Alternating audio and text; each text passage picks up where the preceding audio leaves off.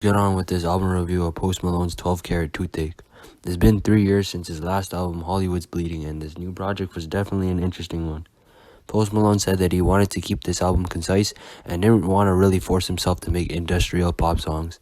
This album is definitely his most vulnerable one and a little bit experimental while maintaining his pop type sound that he has used these past few years.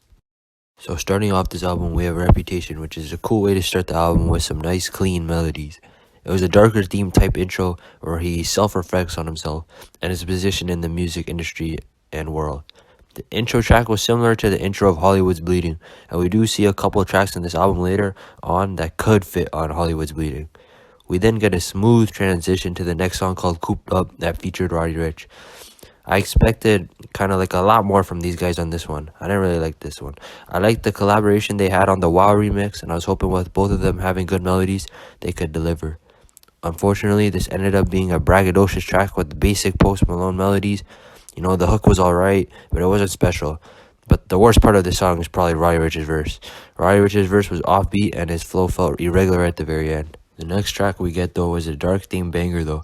We got nice production on the song, making it kind of sound like a country song.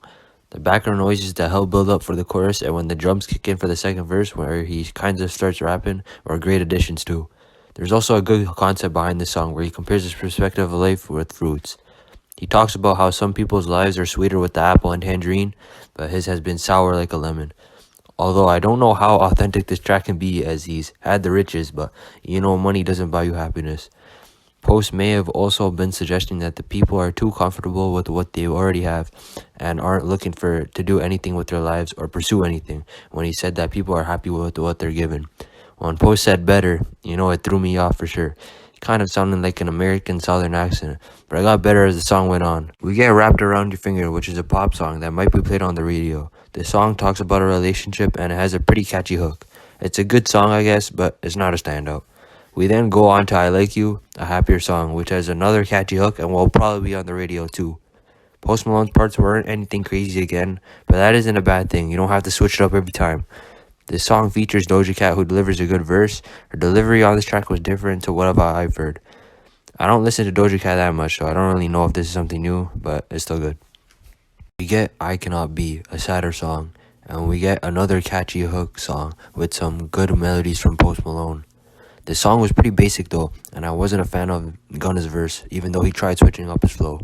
We get to Insane, which was my least favorite song on this album, where Post tries experimental flows on this song.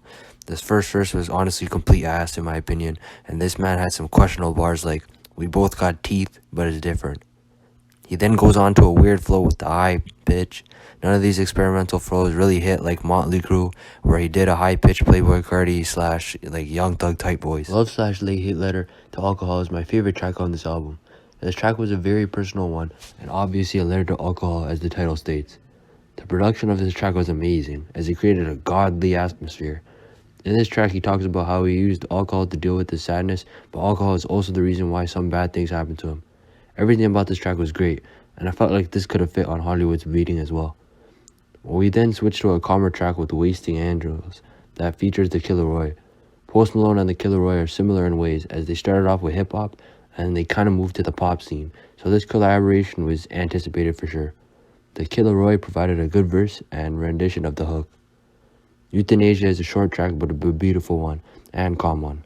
This song is emotional with him discussing his future death. Euthanasia is basically a non-painful way of ending your life, and this album at many times talks about Post's struggles with his life and how at times he wants to end it. We go back to an upbeat track with When I'm Alone, which can be another pop hit. The melodies are the appeal of the song, and the song gets better after more listens. The outro to this album is Waiting for a Miracle, which is a song that talks about how he's too scared to take his own life, so he hopes for a miracle to do it for him. This was an emotional one and more restful way to end the album. We also do have 2 bonus tracks with One Right Now and new recording 12, January 3rd, 2020. One Right Now was the first single released from this album back in the fall of 2021, which featured The Weeknd. This track was a solid one where 2 of the biggest superstars in the industry both did their thing. The song sounded like Dawn FM era type beat and reminded us how angelic The Weeknd's voice really is. New recording 12, January 3rd, 2020 is an acoustic track that looks to be the building blocks of Euthanasia and Waiting for a Miracle. One problem I do have with this album is the replay value, as I don't think I'll be coming back to this album that much. I feel like I'll just take the good tracks on this album and add it to my playlist. Maybe we just need some time, but many of these songs didn't hit like the older Post Malone songs like Better Now, Take What I Want, or Congratulations. I don't really know if these songs will be memorable to me in a few years. The production on this album was great throughout and was always changing. On a song like Love/Hate Letter to Alcohol or Euthanasia, it gave us an atmospheric feel to it, and on a song like Lemon Tree, we get a country type production. We also have some acoustic, chill, and some basic pop production. Even the small things in the production like the background sound/effects add to each song to make it better. This is definitely Post Malone's most vulnerable album, where he talks about his many perspectives on life, alcohol, and suicide.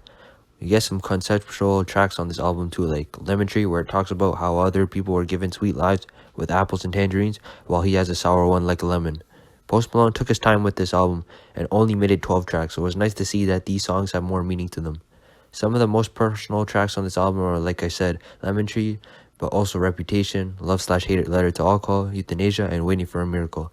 Overall, the content of this album was good for Post Malone standards, as you don't really expect nothing crazy with deep bars from an artist like him. Post Malone performed very well on this album, with his melody staying on point even after 2.5 years since his last project. There are a few times where the flows feel off, like on Insane, but overall, it was amazing. A lot of these songs are happy pop radio hits, but he also was able to make very emotional songs like Reputation or Love/Hate Letter to Alcohol. There weren't too many experimental or different flows on this album, and the ones we did hear were mostly forgettable. A lot of these hooks are very catchy, even with some being very simple, like Wrapped Around Your Finger. My favorite feature on the song was the Kid Laroi on Wasting Andros. Most of these features did their thing except for probably Roddy Ricch. My least favorite song on this album was Insane. My top 3 tracks on this album in order are Love/Hate Letter to Alcohol, Lemon Tree, and then One Right Now. Post Malone's 12 Carat Toothache was a good listenable album, which featured some of his most personal songs. This album did feel messy at times, with some of the tracks feeling out of place. This album didn't hit for me like Hollywood's Bleeding, Beer Bongs and Bentleys, or Stoney did, but maybe I need some time to really see how I feel about this album in the future. I give this album a rating of 69 out of 100. Yes, I'm not trolling with the 69. I don't feel like giving it a 70 today. Let me know how you guys feel about this new Post Malone project in the comments. Let me know if you agree or disagree with any of my opinions. Thank you guys so much for watching this review. And if you're new to this channel, please hit the subscribe button. Like the video if you like the review. Thank you so much for watching. I'll see you guys on the next one.